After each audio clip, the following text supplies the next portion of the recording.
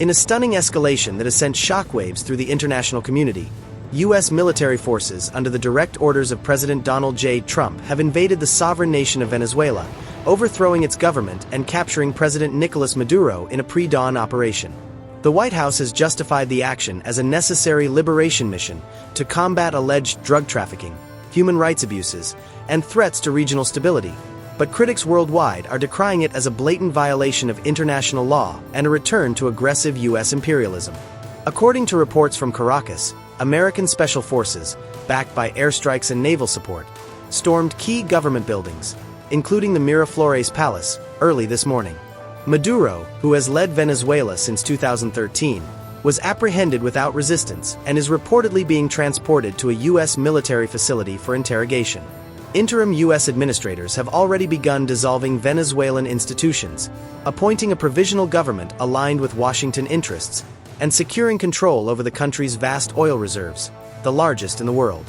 The invasion comes amid heightened tensions following Trump's re-election in November 2024 and his repeated vows to clean up Latin America. Sources indicate that U.S. intelligence cited Venezuela's alliances with Russia, China, and Iran as a direct security threat, alongside economic sanctions that have crippled the Venezuelan economy for years.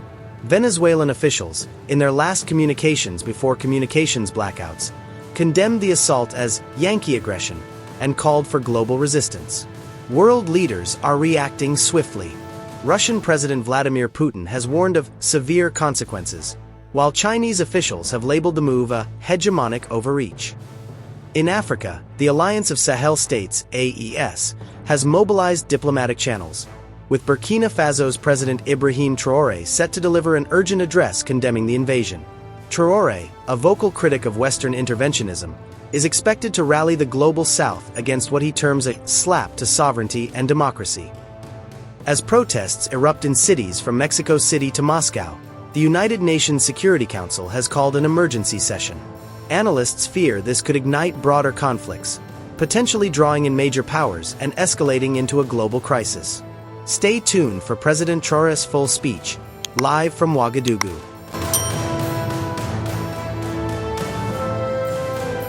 Mr. Trump, I address you today not as a distant observer, but as the leader of a sovereign African nation that has long suffered under the boot of imperial powers like yours.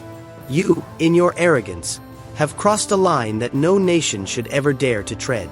By ordering the invasion of Venezuela, a free and independent country, and capturing its duly elected president, Nicolas Maduro, you have flagrantly violated the most fundamental principles of international law. The United Nations Charter, which your own country helped draft after the horrors of World War II, explicitly prohibits the use of force against the territorial integrity or political independence of any state. Yet here you stand, or rather, here your forces stand, trampling over Venezuelan soil as if it were your personal playground. This is not diplomacy. This is naked aggression, a throwback to the darkest days of colonialism and empire building. What you have done is nothing short of declaring war, not just on Venezuela, but on the very idea of a multipolar world where nations, big or small, can chart their own destinies without fear of Yankee intervention. Capturing President Maduro? Ha! You treat him like a common criminal, parading him as a trophy of your so-called strength. But in reality, you have exposed the fragility of your own empire. This act is a great slap in the face of democracy itself. The democracy you claim to champion while hypocritically undermining it whenever it suits your interests. Venezuela's sovereignty, hard-won through years of struggle against external meddling, has been spat upon. The people of Caracas, the workers in the oil fields, the families in the barrios, they elected their leader, they built their revolution, flawed as it may be, and you have no right, no moral, legal, or ethical right, to rip it away under the guise of liberation or security. This is the same playbook your predecessors used in Iraq, in Libya, in Syria. Invade, destroy, install puppets, and leave chaos in your wake. But Venezuela is not alone. Its sovereignty is the sovereignty of all nations that refuse to bow to Washington's whims. And make no mistake, Mr. Trump, this invasion is a call to arms for the world. You have ignited a fire that will not be contained to the Americas. By breaching these sacred boundaries, you are beckoning a global conflict, a world war that will engulf continents. The alliances are shifting. The global South is awakening. Russia, China, Iran, and yes, even nations like mine in Africa. We see through your bluster. We remember the coups you orchestrated, the sanctions that starved our people, the drones that rained death from the skies. Burkina Faso stands with Venezuela, as do our brothers in Mali, Niger, and beyond. We are forging new paths, free from your neo-colonial chains, and your actions only accelerate that resolve. When this war erupts, and it will, because history teaches us that empires like yours do not retreat without a fight, the United States will pay dearly for the atrocities it has inflicted upon the world. The blood of innocents in Vietnam, the napalm scars in Cambodia, the depleted uranium in Fallujah, the economic strangulation of Cuba, these are not forgotten. They are wounds that fester, and now, with Venezuela as the spark, the reckoning begins. Your military might, your aircraft carriers, your nuclear arsenals, they may intimidate the weak, but they cannot suppress the tide of justice rising from the oppressed. You think capturing one president ends the struggle? No, it multiplies it. For every Maduro you detain, 1,000 more leaders will rise. Leaders who reject your dollar hegemony, your IMF loans that enslave, your cultural imperialism that erodes our identities. The world is watching, Mr. Trump, and it is mobilizing. From the streets of Tehran to the savannas of Africa, from Beijing's halls to Havana's plazas, the call is going out. Resist, unite, fight back. This is not just Venezuela's war. It is humanity's war against the bully that has dominated for far too long. And when the battles rage, when your supply lines stretch thin, when your economy crumbles under the weight of endless conflict, when your own people turn against you in the face of body bags returning home, you will understand the cost of your hubris. The atrocities, the illegal wars, the assassinations, the resource plundering, they will come back to haunt you, amplified 100-fold in the fires of global retribution. But this is only the beginning of what I have to say to you. Dare to invade a sovereign nation, Mr. Trump, and then presume to dissolve its government as if it were some insolvent corporation in one of your failed business ventures? Venezuela is not a subsidiary of the United States.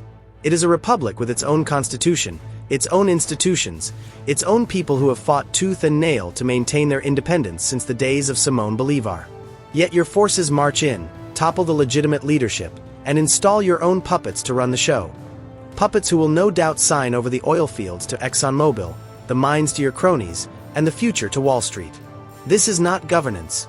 This is occupation, pure and simple. You dismantle ministries, rewrite laws from afar, and dictate policies that serve American interests while the Venezuelan people starve under your interim rule. How can any nation call itself sovereign if the mightiest bully on the block can waltz in, shatter its structures, and play God with its destiny? This precedent you set is a death knell for every small country that dares to defy you. From Nicaragua to Bolivia, from Syria to Yemen. If Venezuela falls this way today, who is safe tomorrow? The sovereignty you violate is not just Venezuela's. It is the fragile shield that protects the weak from the strong in our shared global order. And where, I ask you, are the international laws that were meant to prevent exactly this barbarity?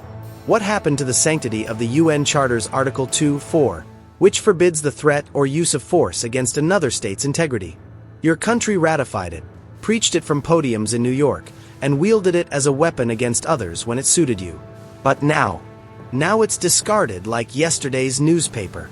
The International Court of Justice, the Geneva Conventions, the Vienna Convention on Diplomatic Relations, all trampled under the boots of your Marines. You ignore rulings, you veto resolutions in the Security Council, you bribe or bully allies into silence. Remember the invasion of Grenada in 1983? Panama in 1989? Those were dress rehearsals for this outrage, where you bypassed the world community and justified it with lies about protecting Americans or fighting drugs. But Venezuela exposes the pattern. International law is only law when it binds others, not you. It's a tool for your hegemony, not a universal principle. The hypocrisy reeks.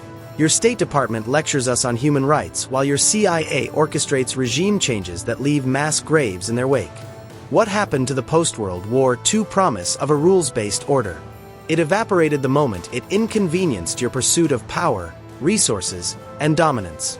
And democracy, the sacred cow you Americans parade around the world as if you invented it. What happened to the democracy you claim to practice and export? You, Mr. Trump, who rose to power through your own flawed electoral system, now presume to judge and overthrow another's. Venezuela's elections may not be perfect, no nations are, but they were observed, debated, and upheld by regional bodies like the OAS before you decided they didn't count because the winner wasn't your favored stooge.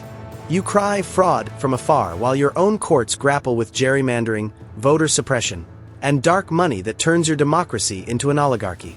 Hypocrites! You install a self-proclaimed president like Guaido in the past, and now you go further, capturing Maduro and running the government yourselves. This isn't promoting democracy, it's assassinating it. Democracy means self-determination, not imposition by drone strike or economic blockade. Your beacon on the hill has dimmed to a flickering torch of tyranny, lighting the way only for those who kneel before it. The world sees through your rhetoric. In Afghanistan, you promised democracy and left a graveyard. In Iraq, you toppled a dictator and birthed ISIS. In Libya, you bombed Gaddafi and created a failed state. Venezuela is just the latest chapter in your book of democratic deceptions, where freedom means free markets for your corporations and chains for everyone else. At this pivotal moment, the eyes of the world must be wide open in alarm. For if we sleep now, the nightmare becomes permanent. The United States cannot continue being the global bully, swinging its military fist whenever a nation dares to nationalize its resources or align with rivals like Russia or China. This invasion isn't an isolated act. It's the culmination of centuries of Monroe Doctrine arrogance, where Latin America is treated as your backyard to mow down at will. From the Banana Wars to Operation Condor, you've sponsored death squads, propped up dictators like Pinochet, and crushed movements for justice, all in the name of stability that really means subservience. But the tide is turning, Mr. Trump. The BRICS nations are rising, alternative financial systems are emerging, and alliances like the African Union are watching, learning, and preparing. We in Burkina Faso know the sting of your bullying. Your IMF loans that indebt us, your military bases that spy on us, your NGOs that meddle in our affairs. No more. This Venezuelan outrage must awaken the slumbering giants of the South. India, Brazil, South Africa, Indonesia, all must see the alarm bells ringing. If you can dissolve a government in Caracas today, what's to stop you from doing the same in Ouagadougou tomorrow? The bully thrives on fear and division, but united resistance will break its back. We must rally diplomats, mobilize protests, cut economic ties, and arm ourselves with the truth that your empire is overextended, your dollar is weakening, your internal divisions are festering. The world cannot afford to let this slide. Complacency is complicity in the erosion of our collective freedom. Yet, there is more that demands to be said. We in the Alliance of Sahel States, the AES, forged in the fires of our shared resistance against neocolonialism, will not stand idly by while you ravage yet another sovereign nation. No, Mr. Trump, we will join forces with Venezuela's allies and all who oppose your tyranny to sever any remaining ties with America and its complicit partners. The AES, Burkina Faso, Mali, Niger, and the growing chorus of African nations awakening to their power, has already begun this process. We've expelled your French proxies, dismantled your military bases that masqueraded as aid, and rejected your IMF shackles that keep our economies in perpetual debt. Now, in solidarity with Venezuela, we will accelerate, cutting diplomatic relations, expelling your ambassadors, boycotting your goods, and redirecting our trade to true partners like Russia, China, and Turkey. Why cling to alliances that only exploit us? Your aid comes with strings that strangle. Your partnerships are veiled vassalage.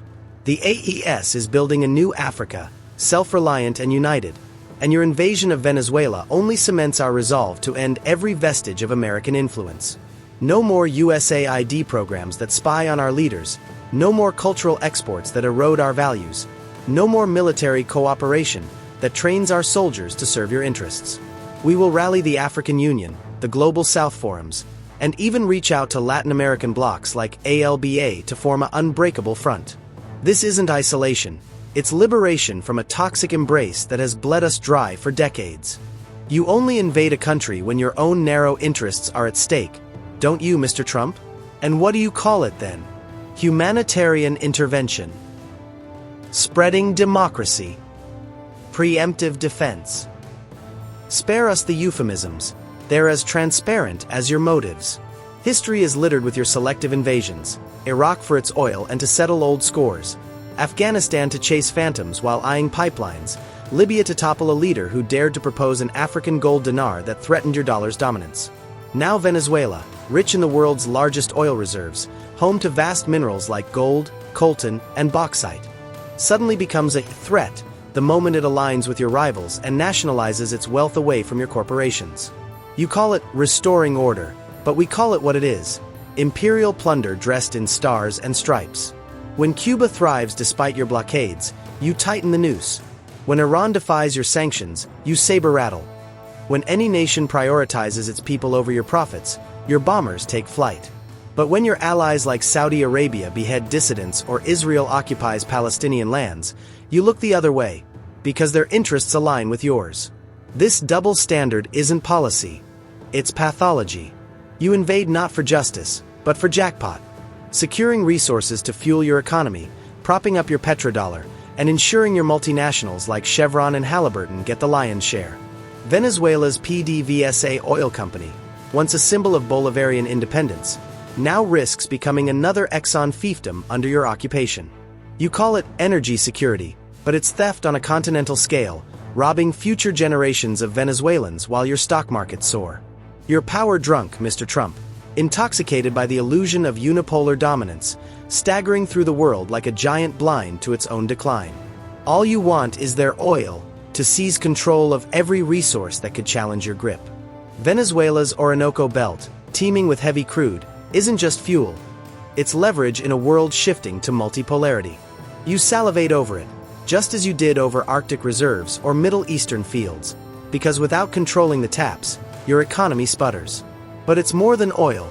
It's the lithium for your electric vehicles, the rare earths for your tech gadgets, the fertile lands for your agribusiness.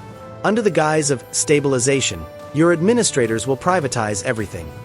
Water utilities to Nestle, telecoms to AT&T, healthcare to your pharmaceutical giants who price gouge the poor. This is the American way. Invade, occupy, extract. Remember how you bragged about taking the oil in Iraq? It's the same here. Power drunk on Manifest Destiny 2.0, where borders are suggestions and resources are spoils. Your addiction to power blinds you to the backlash. You think endless wars sustain your supremacy, but they erode it, draining trillions from your treasury while your infrastructure crumbles and your people protest. Venezuela's resources aren't yours to claim. They belong to its indigenous peoples, its workers, its future. Yet in your inebriated state, you grab them anyway, fueling a cycle of dependency that keeps the global south impoverished and America artificially afloat. The AES is ready, more than ready, to fight any form of aggression from you and your ilk. We are not the passive victims of yesteryear. We are warriors forged in the Sahel's harsh sands, armed with the lessons of Lumumba, Sankara, and now our own revolutions. If your aggression spills beyond Venezuela, if you dare to sanction us further, send your proxies, or attempt incursions into African soil, we will meet you with unyielding force. Our confederation is building a joint military command, pooling our resources for collective defense. Burkina's battle-hardened troops, Mali's desert fighters, Niger's resilient guardians. We've already repelled jihadist incursions backed by your intelligence games. Now we'll turn that prowess against imperial threats. Drones. We'll acquire countermeasures from allies who don't attach political strings. Sanctions. We'll pivot to rubles, yuan, and our own currencies, breaking free from SWIFT's stranglehold. The AES isn't just a pact, it's a bulwark against bullies like you. We've seen how you aggress through AFRICOM, embedding in our nations under false pretenses, only to undermine our sovereignty. No more. If you escalate, perhaps by targeting our Venezuelan comrades or extending your reach to our ports, we'll mobilize. Joint exercises with Russian Wagner successors, Chinese tech for cyber defense, Iranian tactics for asymmetric warfare. Our people are prepared. Our youth, inspired by anti-imperialist fervor, will take to the streets and fields. This readiness isn't bluster. It's born from necessity, from watching you aggress in Ukraine's shadows, in Taiwan's tensions, in Africa's mineral wars. We fight not for conquest, but for survival, and in that, our resolve is unbreakable. Yet, there is more that demands to be said. But I must turn now to the enablers of this madness.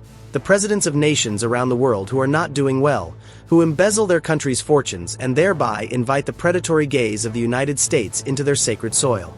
Yes, I blame you all, you so-called leaders who betray your people for personal gain, turning your offices into dens of thieves while your citizens languish in poverty.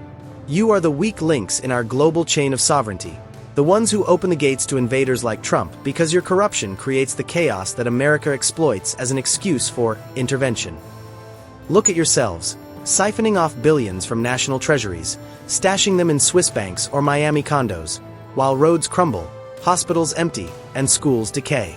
You embezzle the people's wealth, oil revenues, mining royalties, aid funds meant for development. And what do you leave behind? A vacuum of governance that the US fills with its drones, its sanctions, its regime change operatives. Your greed is the invitation. America's aggression is the uninvited guest who never leaves.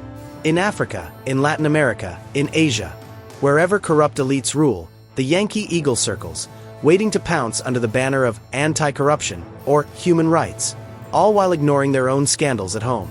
You are complicit in this cycle, presidents of shame, because your embezzlement doesn't just rob your nations.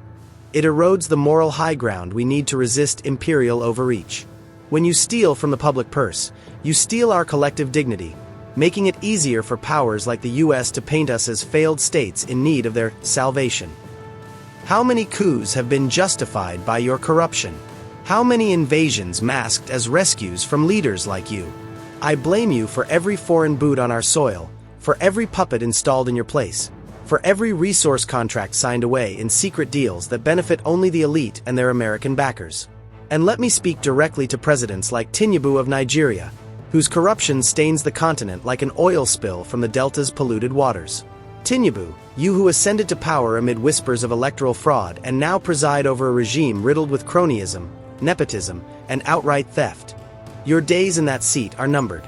The people of Nigeria, weary from fuel subsidies vanished into thin air, from billions in oil revenues that disappear into offshore accounts, from a naira devalued by your economic mismanagement, they will not tolerate this forever.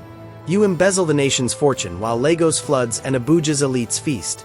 You invite the US gaze by creating instability that Washington loves to stabilize with its AFRICOM tentacles. Remember how your predecessor Buhari's administration cozied up to American interests, only to leave a legacy of debt and division? You follow the same path, Tinubu, making deals with Western oil giants while your youth protest in the streets, demanding #EndSARS and an end to the rot. Your corruption isn't just local, it's a beacon for interventionists who see Nigeria's vast resources, its oil, its gas, its minerals, as ripe for the taking once your house of cards collapses. The US doesn't invade stable nations. They prey on the ones weakened by leaders like you, who treat the presidency as a personal ATM. Your scandals, alleged drug ties from your Chicago days, the opaque wealth that funds your political machine, they make politics look like a dirty game, a cesspool where only the filthiest thrive.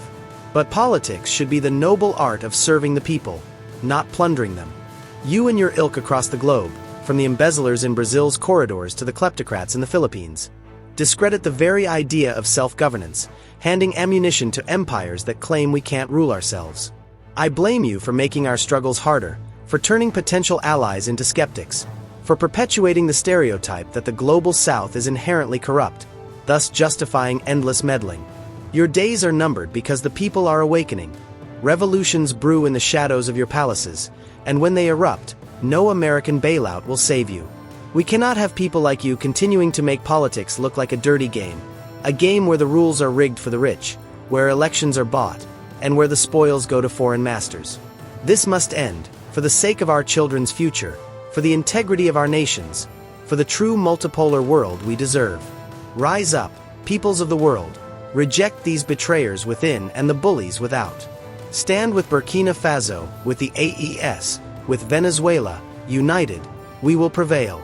And to all viewers tuning in to this message of truth and resistance, subscribe now to stay informed, to join the fight, and to amplify our voices against empire. Hit that subscribe button, share this far and wide. Together, we build the revolution.